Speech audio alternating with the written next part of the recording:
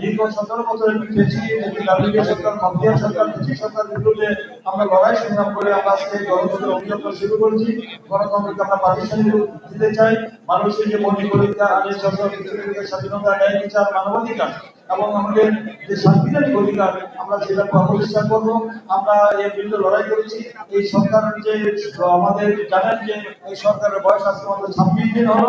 এই 26 দিনের মাথায় আমরা কিন্তু এই সরকারের কাছে যাদের নির্বাচনের পূর্বে যে প্রতিশ্রুতি দিয়েছিল আমাদের দলের মাননীয় বর্তমান নির্বাচিত প্রধানমন্ত্রী আমাদের দলের চেয়ারম্যান তারেক রহমান নেতৃত্ব পাওয়ার আশা সংস্কার মেরামতের যে লক্ষ্যটা দিয়েছিল তার মধ্যে উল্লেখযোগ্য যে দাবিগুলো ছিল, উল্লেখযোগ্য যে বিষয়গুলি ছিল সেটা ছিল যে ফ্যামিলি কার্ড 21 দিনের মধ্যে আমরা কিন্তু 37,000 পরিবারকে 37,000 পরিবারকে ফ্যামিলি কার্ড দেওয়া সম্ভব হয়েছে এবং আমাদের ভোটের তালিকা ডাক শুরুর আগেই তা সম্ভব হয়েছে। এই যে মানুষের প্রতিশ্রুতি দেওয়া সম্ভব হয়েছে শুধু তাই নয়, আপনার 10,000 টাকা কৃষি ঋণ সব মুকুব করেছেন আমাদের মাননীয় প্রধানমন্ত্রী। শুধু তাই নয়, আপনারা দেখেছেন মসজিদ, মাদ্রাসা এবং এতিমখানা এবং ধর্মীয় প্রতিষ্ঠানে যে ইমাম এবং ধর্মীয় ব্যক্তিরা যারা রয়েছেন এবং যে খতিব রয়েছেন এবং তাদের যে বেতন ভাতার বিষয়টি যে চূড়ান্ত করেছেন এবং ইতিমধ্যে সেটা বরাদ্দ হয়েছে, এটা দেওয়া শুরু হয়েছে।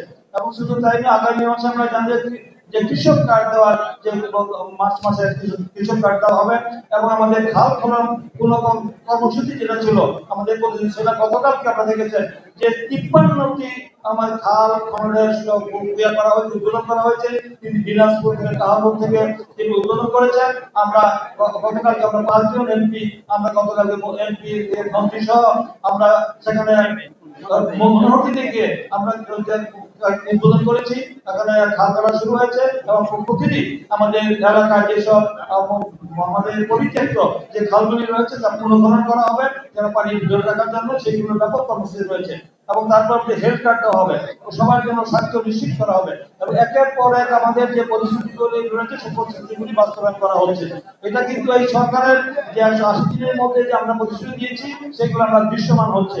আমরা কথায় না, আমরা কাজে বিশ্বাসী, আমরা প্রমাণ করতে চাই, দৃশ্যমান হতে চাই। এই জনগণের কল্যাণে মঙ্গলে যে সরকার কাজ করছে এটা আমরা জনগণের কাছে দৃশ্যমান করতে চাই। এটা জনগণের নির্বাচিত সরকার, এই জনগণের কাছে এই সরকারের দায়বদ্ধ রয়েছে, জবাবদিহিত রয়েছে। পতিত ফেসিস্ট সরকারের যে অনির্বাচিত সরকার ছিল, জনগণের ভোটে নির্বাচিত হয় না, তারা দিনের ভোট রাতে করে গায়ে ধরে প্রশাসন যন্ত্র ব্যবহার করে রাজ্য ক্ষমতা দখল করেছিল, যার কারণে তাদের জনগণের কাছে দায়বদ্ধতা ছিল না, জবাবদিহিত ছিল না। তারা লুটপাট, দুর্নীতি, অন্যায়, অত্যাচার, নিপীড়ন, নির্যাতন, গুম, খুন, হামলা, মামলা, তারা ছিল নিত্যনৈমিত্তিক ঘটনা, দেশকে তারা ধ্বংসের ডাক বা তারা খাদের কিনারা দাঁড় করে দিয়েছিল। এই ধ্বংসের যুগ থেকে আমাদের বর্তমানে গণতান্ত্রিক সরকার, বিএনপি সরকার, আমাদের প্রিয় নেতা তারেক রহমান ধ্বংসের যুগ থেকে দেশকে পুনর্গঠন করার উদ্যোগ নিয়েছেন। এই বিধ্বস্ত অর্থনীতিকে আবার পুনর্গঠন করার উদ্যোগ নিয়েছেন। এবং এই জন্য সবাইকে আজকে যেখানে উপস্থিত হয়েছে আমাদের সরকারি দল, বিরোধী দল এবং প্রশাসনিক কর্মকর্তা, আমাদের দলের সমস্ত সাধারণ ব্যবসায়ীরা উপস্থিত হয়েছে, সকল শ্রেণী পেশার ব্যবসায়ীরা উপস্থিত হয়েছেন। এবং আমি তাদেরকে অনুরোধ করবো আমরা সম্মিলিতভাবে আমাদের দেশকে ভালোবেসে আমরা দেশের ব্যক্তির স্বার্থে আমরা ব্যবসায়ী বান্ধব আমরা রশিদি, আমরা জানি শিল্পাঞ্চল আমাদের অনেক, আমরা জানেন যে বাংলাদেশের যে যেখানে আমাদের মাদকদ্বীপ এবং সেখানটাকে মাছ চাষা বলা হয়, এখন বাংলাদেশের 70% আমাদের বস্ত্র সাপ্লাই দেওয়া হয়। এখানে আমাদের অনেক ইন্ডাস্ট্রি বিভিন্ন ওখানে গড়ে উঠেছে। তারা এই যে যত বেশি আমাদের এই কল কারখানায় ডিজেল এবং আমাদের শিল্পকরণ গড়ে উঠবে, আমাদের বেকার সমস্যা কমবে, অর্থনৈতিক অবস্থা আরো সুদৃঢ় হবে এবং এই দেশের মানুষের ভাগ্য উন্নয়ন হবে। এই জন্য আমাদের সকলকে এই ব্যাপারে কাজ করতে হবে। আমি আরেকটি কথা আমি রিলেটেড মনে করি, আমাদের এই সুযোগটা সবসময় পাই না। অধিকাংশ ব্যবসায়ী উপস্থিত হয়েছেন, ব্যবসায়ী প্রতিনিধিরা এই চেম্বারের সমস্ত নেতারাই উপস্থিত হয়েছেন। এখানে আমরা জানি যে আপনারা যে কারখানা থেকে যে পরিমাণ বর্জ্য এবং আমার কেমিক্যাল নদীতে পড়ে নদীর যে আমাদের পানি দূষিত হচ্ছে, মাটির উর্বরতা নষ্ট হচ্ছে এবং যেভাবে এলাকার মানে আমরা দেখতে পাচ্ছি মৎস্য যে আমাদের চিরতরে নষ্ট হয়ে যাচ্ছে। এই যে আমাদের নদীর যে খ্যাতিয়া ছিল, ঐতিহ্য ছিল, আমাদের যে নদীর যে মাছের যে আমাদের ইয়ে ছিল সেই মাছগুলি মরে যাচ্ছে, নদীর পানি দূষিত হচ্ছে। এই জন্য আমাদের সম্মিলিত একটি সেন্টার ইটিভি করার ব্যাপারে একটু উদ্যোগ নিতে হবে, সম্মিলিত উদ্যোগ।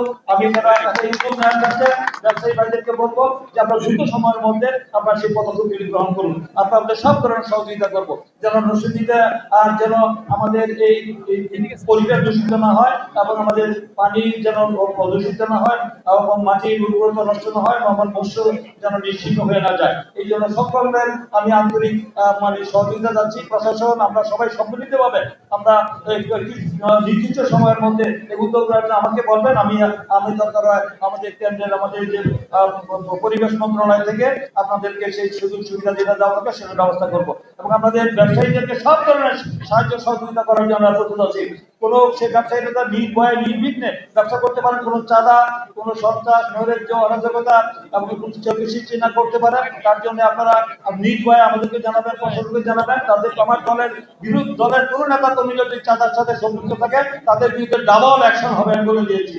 এবং কোন রকম যদি মাদকের সাথে যাদের সম্পর্ক থাকে এবং তারা দুর্নীতির সাথে সম্পর্ক থাকে, অন্যায় অনৈতিক কর্মের সাথে যাদের সম্পর্ক, তাদের কোনো রেহাই হবে না, তাদের বিরুদ্ধে ব্যবস্থা গ্রহণ করতে হবে।